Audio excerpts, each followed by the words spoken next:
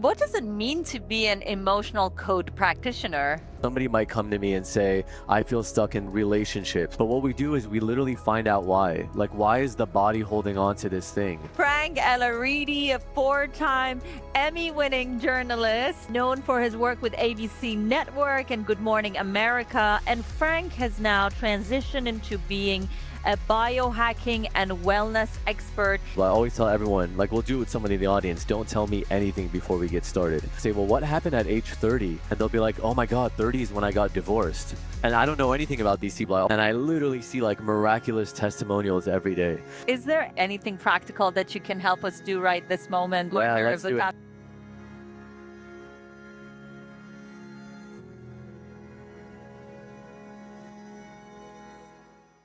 Well, hello everybody. Today I'm with Frank Ellaridi, a four-time Grammy.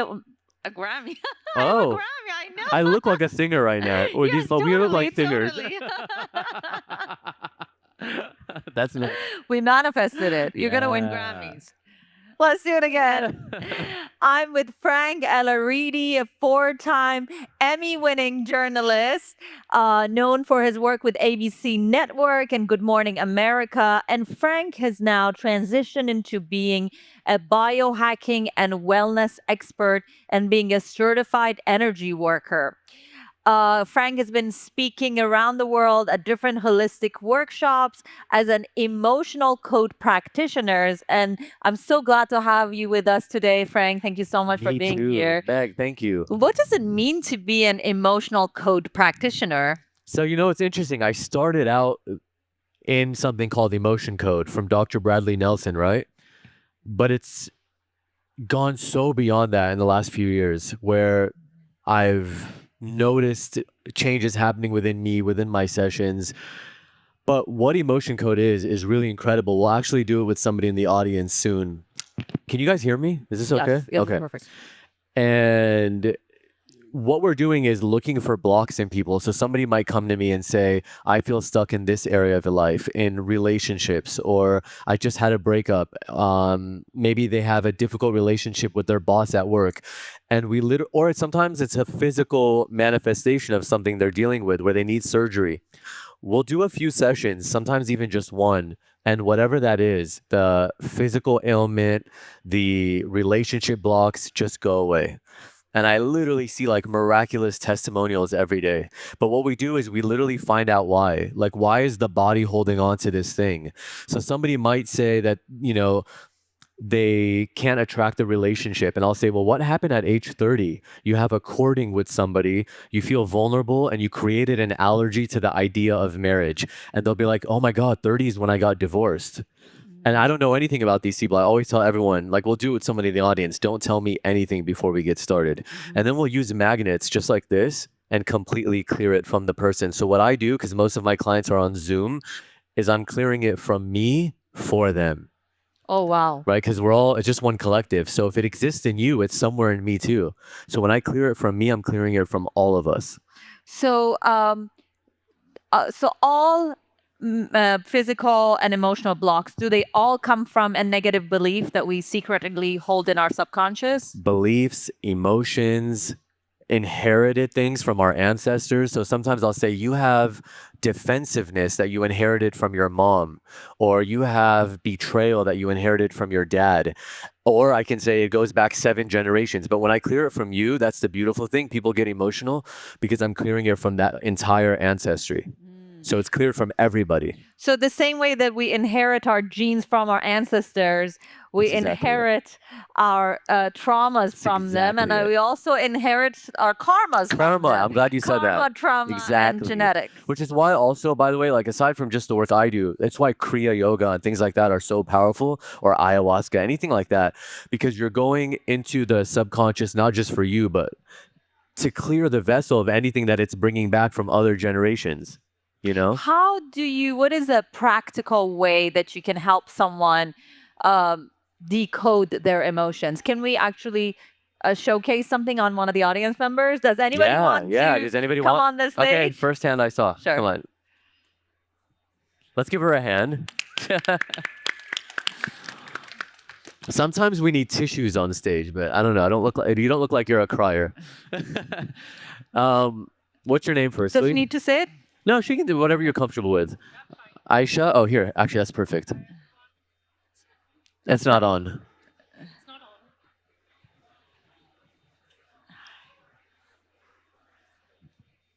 Hi everyone. Yeah. Hi, nice Hi. to meet you. Nice to meet you. person. Thank you. What is your intention that you want to clear around? My intention, I don't know what I'm holding. I I feel I'm not holding anything, but I still feel like there would be something which energetically you might be able to sense more. So I give it in your hands. Okay. All right. So there's no specific intention. What I'm gonna do is ask her subconscious what are the three biggest things that Aisha needs cleared from her life, and we'll just ask your subconscious. It'll take us, and we'll clear those. Okay. So I've already while you were speaking, I had already set the intention. Which, by the way, I also want to say we talked about how the work is also evolving a little bit. There's a subtle frequency from the Divine Mother that's coming through the vessel that is me to everybody in the audience. So even if you're not up there now, you are receiving a healing frequency in some way, whatever it is that you need. I did a TED talk a month ago in the Philippines. And there's a lot that you can't say because everything has to be backed by science. I can't talk about karma and past lives and things like that. So I asked Divine Mother to send a healing frequency, or divinity to send a healing frequency that can be delivered underneath what I can't say. So that's all happening now too. And now for Aisha, can I clear the biggest three things? Okay, the first thing is energetic, it's post-traumatic, it's offensive, it's a curse, it's an entity, it's according. How old are you? Give me here, just whisper it to me. I need to know. Okay. Do we need to know more? Can I clear this? The reason we needed to know is because your subconscious is saying that there's an energetic cord that you created with somebody, like a codependency when you were 26. Does anyone come to mind? It-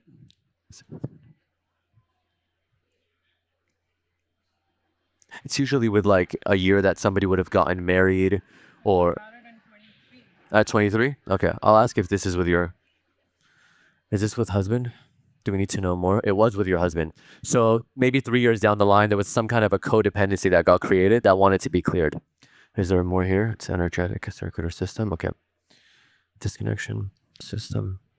Okay. There's something going on in the body: integumentary system, circulatory system, urinary system, digestive system, skeletal system, endocrine system. System. It's in your nervous system. Is it in the central nervous system, peripheral nervous system? System. Okay, good. Sympathetic nervous system. It's in your parasympathetic nervous system. I'm going to find out why. The associated balance is energetic circular system. We're not going to go too deep because now this is going to get really deep. It's taking me into your nervous system and there's telling me that there's several things that are causing it. So within the nervous system, there's several things causing it. I'll clear a couple of them. The first thing is a disconnection. It's an organ system. It's a gland. Pineal gland, brain gland. It's something in the brain, hypothalamus, pituitary gland, pineal gland, amygdala. It's in your amygdala. So the amygdala is the fight or flight part of the brain.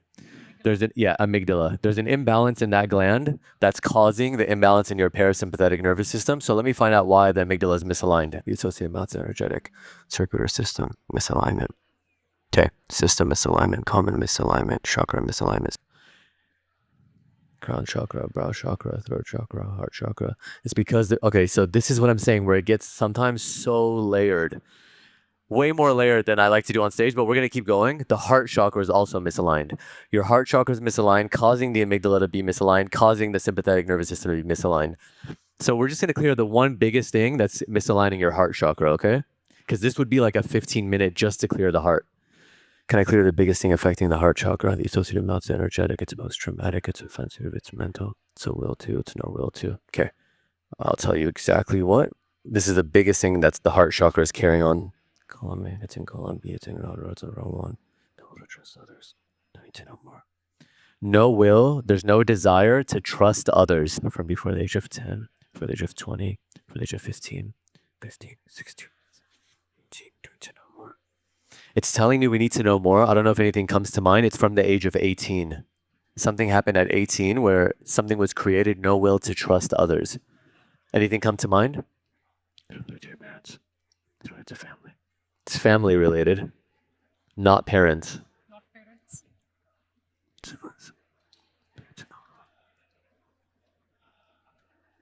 I know it's vulnerable being on stage, but it wants me to know what it is before I can clear it. I can't remember at 18 and something. I experienced which I can't remember at the moment, the experience which end up making me lose interest. It's not in the family, It's family, but it's not parents. not parents. Siblings. Not exactly. Okay. You have siblings though, yeah? Yeah, it's related to that. It lets me clear it knowing that it's your siblings. Okay. Did we clear that? All right, good. Yeah. Sorry, go ahead, Meg. Timing wise, what do you think? No, I want her to sit. No. It's fine. Totally fine. I'm okay in that space. I want to. Let's do one more then. I'll just do one quick thing. What else is in the heart chakra? Energetic, post traumatic, offensive, mental. It's a will to. It's no will to. Okay, good. One more. It's another thing where there's no will to do something in column A. It's in an odd row. Even row. It's in a rotate. It's in a reform. Motor chamber transform. Okay, for the age of 30, for the age of 20, for the age of 15, for the age of 10. Age of 5, 4, 3. We don't need to get an age, but there's no will to change and to transform, which always sounds counterintuitive when I'm working with certain people because they're like, I'm at a Mindvalley event. Of course I want to change and transform. Yes. I'll have people who come to me who are like, I want to be married. I want to be married. And I start doing a session for them and there's no will to be married. There's like an allergy to becoming like my parents, so there's these subconscious things, but there's something in there where there's no will to change, to transform. So that's Yeah. that's hard to believe because I that's know. why we are all here for. I know. Trust me. This is going to make that even better because there's a lot of positive things I'm not looking for. I'm only looking for the negative. So when I clear the negative and it's subconscious, the more positive things come through, Yeah. So you'll notice, I was a TV journalist. I was on TV, I was doing YouTube, all these things. And That's nice. when I first did a session, I had so much nervousness come up and I was like, no, that's not true. I don't have nervousness. I'm on TV. I do all these. And I only realized it was there when it wasn't there, when they cleared it. You know what I'm saying? Like I almost like didn't even realize I had anxiousness until I didn't anymore. Yeah. So round of applause. Thank you. Yeah. Thank you. Wow. Thank you so much. Thank you for being vulnerable with Yeah, us. of course. Appreciate it. Well- Um, I would love to give an example. I don't know why when I was talking to her, I thought of it. There was somebody, I was at a retreat in Costa Rica teaching and somebody from the audience came up. She was a nurse, age 42 from California. And she's like, I want to work on restless leg syndrome. Her legs go like this, right? And they never stop since she was 19. And I just was like, hey, look, that's something that might need an hour, but we have 3 minutes. I'll do it really quick and like no promises, right? What came up was only like 4 things and we were done.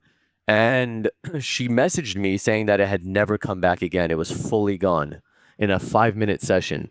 But what made me think of that right now with Aisha is because everything I told her on stage, she was like, that doesn't resonate. I don't know what that is. I was like, you have a severe physical trauma, like a shock to the system from age 19.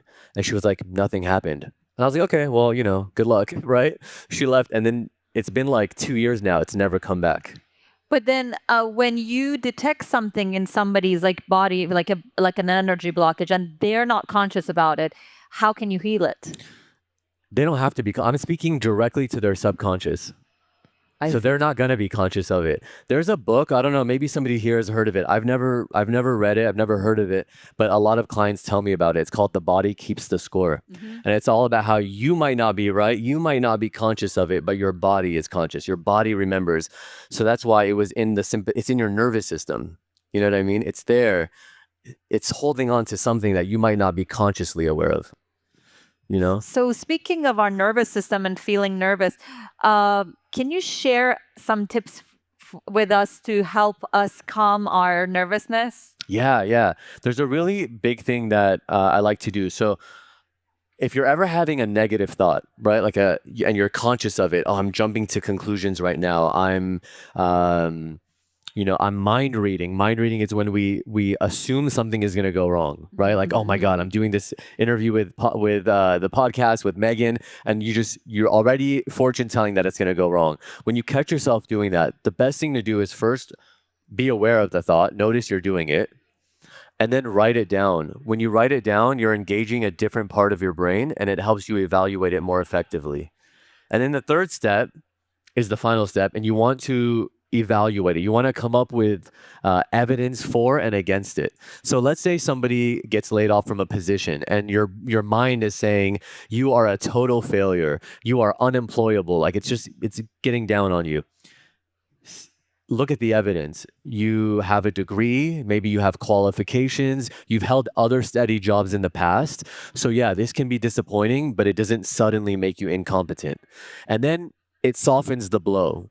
So you can start seeing it as a setback and not the end of your story. So rather than going down this downward spiral, you're writing it down, you're looking at the evidence. Is this really true? What my brain is telling me. So that's what you can do on a conscious level. And then the subconscious work is going to an energy healer, working with plant medicine, right? Meditation, things like that. Is there any thing anything practical that you can help us do right this moment to calm our nerves? Let's do it. Do you guys want to do a quick little like visualization? Okay. Yeah. So if you're comfortable, everybody just bring your gaze down to the floor or close your eyes, and I'll walk you through this. This will be really good to identify some of those patterns and then to affirm something new. So this is like Muhammad Ali saying, he said, everybody remembers he said, I am the greatest. But he also said, I said that before I knew that I was. So right now we're going to affirm something that we want to do, okay? So bring your gaze down and just say to yourself in your mind, say, I am aware of my feet. And notice how your awareness goes to your feet. I am aware of my hands. I am aware of my breath. And you don't have to control the breath, but just notice how your awareness goes to your breath. And then now say I am and your full name. So I would say I am Frank Elaridi. I am Megan Pormer. Just say your name and think of all the associations that come with that name.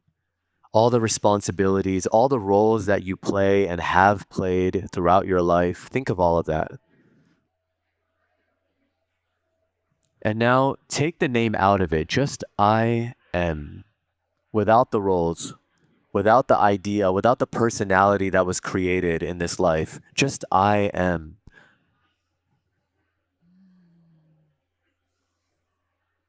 So hum. I am. And you can even breathe in so and exhale hum. And from this state, just affirm something that you want to affirm. I am enough. I am capable. I am worthy of love, whatever it is. I am comfortable in my body. I express myself easily. And then now taking a deep breath to anchor this in. Deep breath. Hold it at the top. Powerfully exhale it out. One more, breathe in. This time hold it and I want you to tighten everything in your body. Tighten your fists, tighten your sitting muscles, tighten, like really tense. And then powerfully exhale it out. One more, breathe in. Tighten everything, tighten it, tighten it, tighten it. Build tension and then exhale it out. Just take a second here. And only when you're comfortable, you can open your eyes.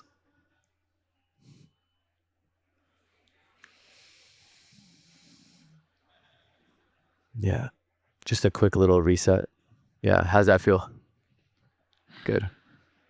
Nice. Amazing. Did you do it? Yes. Wow. I feel like a lot of muscle tension and mental tension were just released out of my body and out of my mind. Like the last part. So the reason why we're saying like I am, to be consciously aware of all the personality, all the responsibilities that we put on ourselves, and then to release that and just say I am without the name. So for example, if I used to get really nervous if I would talk on stage or at a podcast, and it was because I thought I needed to be great. I need to show everybody how great, right? And then I came to the conclusion, not just me, nobody is great. Nobody is great. People are only perceived to be great when divinity is flowing through. Divinity is great. Divinity is amazing. And so when I can just be like backstage and say divine mother, creator, whoever, let your greatness shine through me. Let somebody even get just a sliver of how great you are when I speak. That's it. I'm not great. And then it takes all the pressure out. I don't have to be perfect. I don't have to be amazing. I don't have to be anything because divinity is that. And I just need to be the vessel for that. Wow. Wow. Give it up to Frank Thank you. Ellaridi for truly Thank you. being the Thank ray you. of sunshine, not just a sliver, but a big emanation of the divine, and for radiating your energy on all of Thank us. you. Thank you, you so Meg. much. Thank you. I Thank you. appreciate you Thank you so much. Thank you. much.